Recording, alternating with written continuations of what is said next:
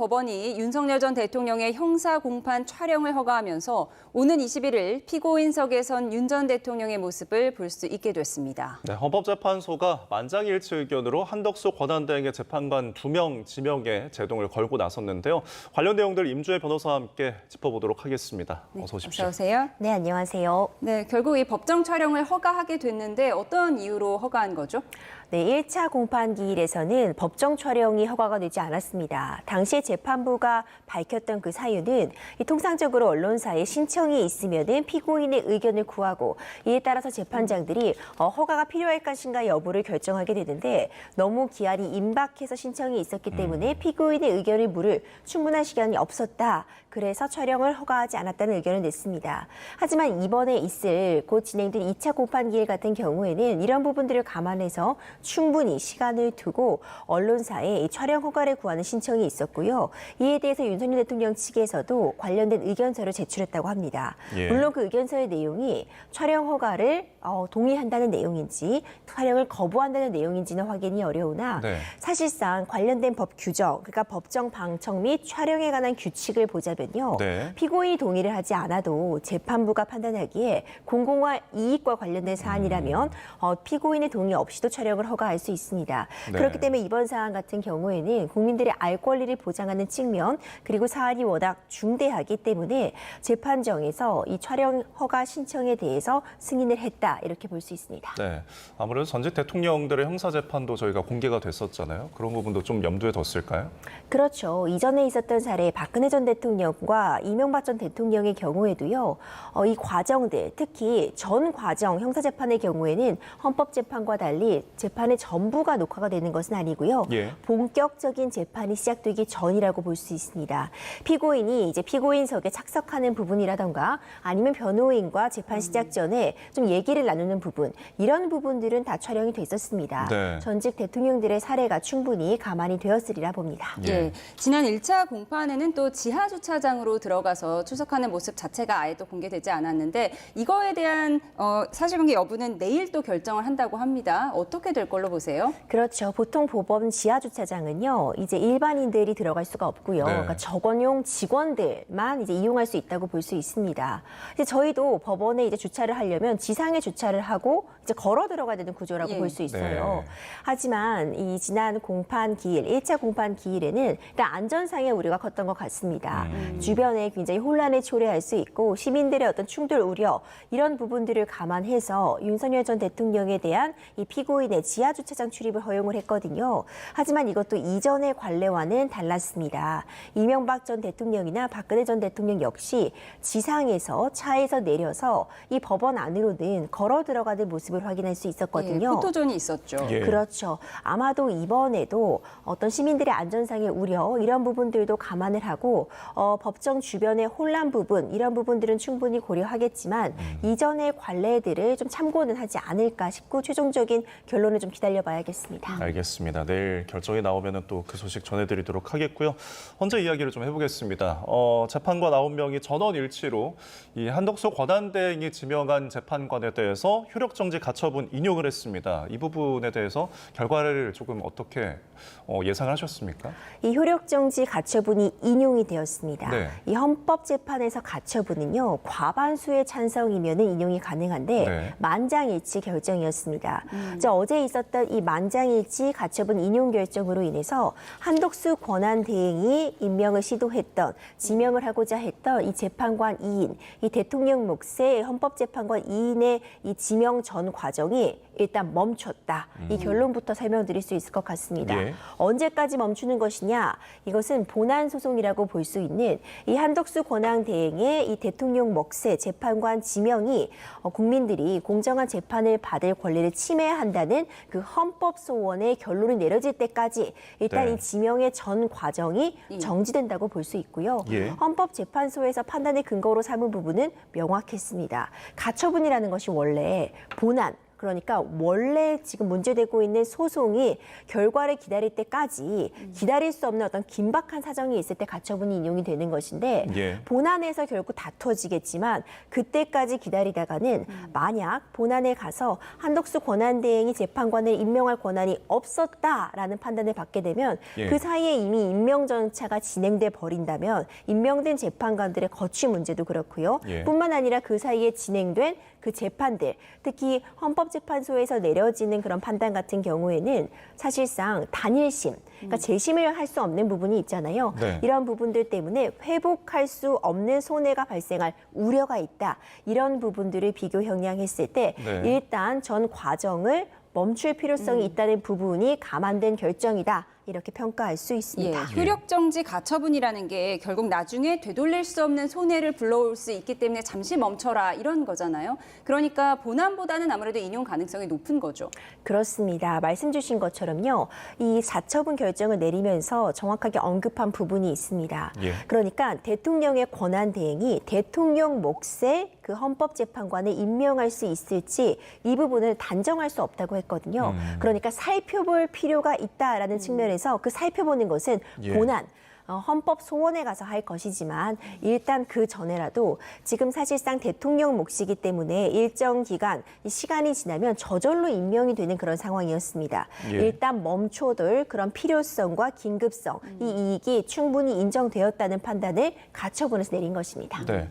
그런데 이 한덕수 권한대행이 이 결정을 두고서 그러니까 앞서서 발표만 했을 뿐 본인은 이제 지명한 것이 아니다라고 했거든요. 이 내용은 어떻게 보셨습니까? 그렇죠. 이 부분이 사실 어찌 보자면 굉장히 중요한 부분이었는데요. 네. 그러니까 발표만 한 것이다. 아직까지는 이런 후보자를 내가 생각하고 있다는 취지였다라고 한 것이 가처분이 인용이 되려면 크게 보자면 3가지 정도가 있어야 되는데 신청할 수 있는 그 적격을 갖춘 사람이 신청을 했느냐, 예. 지금 어떤 긴급한 손해 발생이 예상이 되느냐, 피할 수 없는 손해와 긴급성, 그러니까 이 정도 3가지가 요건으로 되고 있습니다. 이 중에 당사자 적격 같은 부분과 또 관련이 될 수 있는 측면인데 공권력의 행사 불행사로 인해서 기본권 침해가 있을 때 헌법 소원을 낼 수 있습니다. 네. 그런데 한덕수 권한대행이 이 단순히 후보자를 내가 지금 발표만 하는 것이다라고 한다면 아직까지는 공권력의 행사 또는 불행사가 발생하지 않았다고 볼 측면이 있었거든요. 하지만 헌법재판소는 그렇게 보지 않았습니다.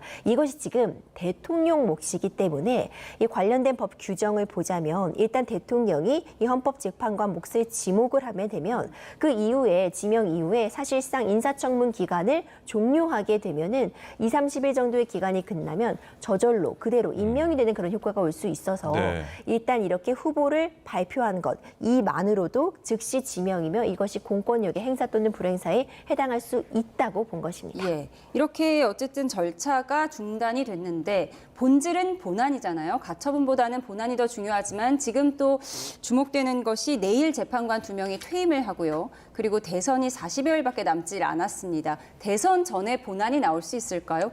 여러 가지 경우의 수가 등장할 수 있습니다. 네. 말씀 주신 것처럼 내일 2 재판관의 퇴임이 있습니다. 그럼 지금 재판관 9인 체제가 잠시 유지되었다가요. 다시 7인 체제로 돌아가게 됩니다. 네. 우리가 지금 앞서 말한 이 가처분의 본안 소송은 헌법 소원입니다. 그러니까 한덕수 권한대행이 이 재판관을 지명한 것이 국민들의 기본권, 공정한 재판을 받을 권리를 침해한다는 이 소송, 이 헌법 소원에서 이 부분이 인용이 되려면 6인의 찬성이 있어야 됩니다. 예. 하지만 7인 체제에서도 재판은 원활하게 진행이 될 수 있는 상황이고 7인의 재판관 중 6인이 헌법소원에서 인용을 한다면은 네. 이것이 문제 있었다라는 결론을 받게 되는 것입니다.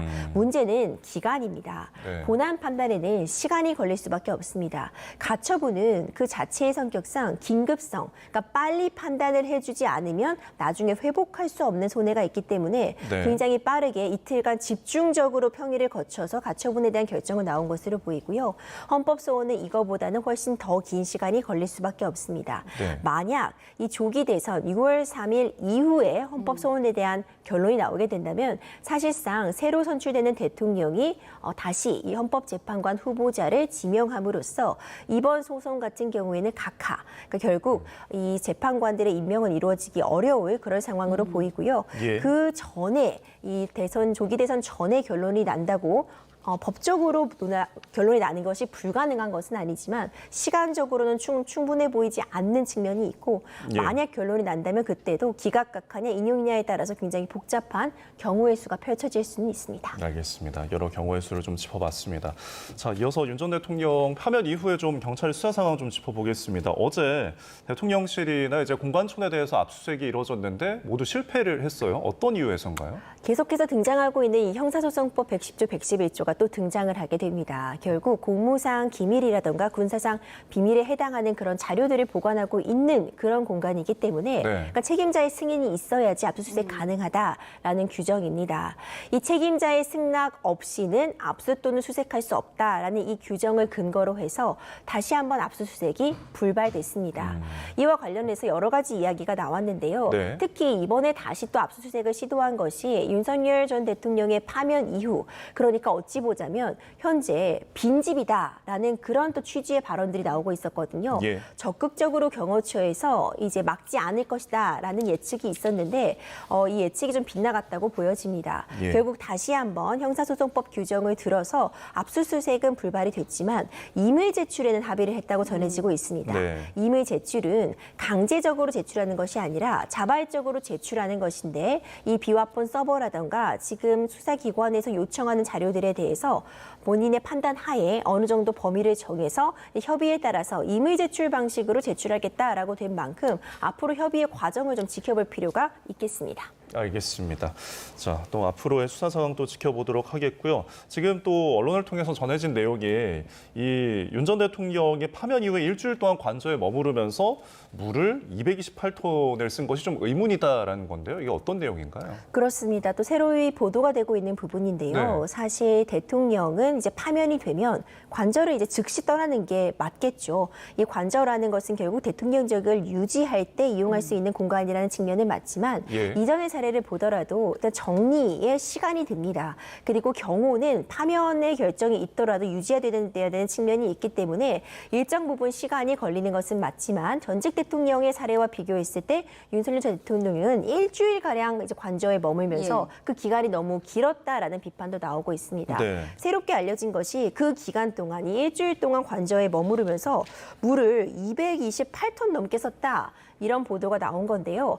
딱 와닿지가 않죠. 예, 어느 예. 수치인지 잘 모르겠어요. 그렇습니다. 이게 굉장히 많은 양이라고 합니다. 그러니까 2인 가구를 기준으로 하면은 뭐 수십 배가 넘는 양이라고 하는데 네. 대통령 관저라는 공간이기 때문에 이 딱 가족들만 머무는 것은 네. 아니고요. 다른 수행 인원들도 있었을 것이고 정확하게 어떤 맥락에서 그 2인 가구로서는 생각할 수도 없는 이 막대한 약, 이 일주일에 수도 요금이 74만 원이 넘는다고 하니 네. 굉장히 많은 양은 맞는데 어떤 상황에서 이렇게 많은 수도량을 썼는지 이런 부분 문제가 될 수 있고요. 경우에 따라서는 이런 비용 같은 것이 세금으로 처리가 된다면 문제가 되는 것 아니냐. 관저에 머물 수 있었던 기간이 아님에도 불구하고 머물면서 사용한 이런 비용에 대해서 좀 문제가 제기될 가능성은 있어 보입니다. 예. 예. 뭐 비판하는 측면에서는 파면 이후에 이제 대통령 가족과 수행 인원이 쓴 것에 대해서는 뭐 구상권 청구해야 하는 거 아니냐 이런 목소리도 나오는데 어떻게 법적으로 해석할 수 있을까요? 사실 이 부분이 법적으로 명확하게 규정되어 있다고 보긴 어렵습니다. 이 대통령이 언제까지 관저를 떠나야 하는가가 법에 규정되어 있는 부분은 아니거든요. 네. 경호의 측면이라던가 어떤 일정 부분 이 정리를 위해서 시간이 들 수 있는 부분은 맞지만 언제까지 나가야 된다는 규정이 없는 것처럼 만약 그렇다면 일주일이라는 기간 동안 추가적으로 이용한 부분에 대해서 과연 별도로 비용을 청구할 수 있겠는가? 이 부분도 사실 좀 논란의 여지가 있고 법적으로 정확히 판단할 수 있다 보기는 어렵습니다. 네, 규정이 없어 조금 힘든 감이 있는 것 같습니다. 지금까지 임주혜 변호사와 함께했습니다. 오늘 말씀 고맙습니다. 고맙습니다.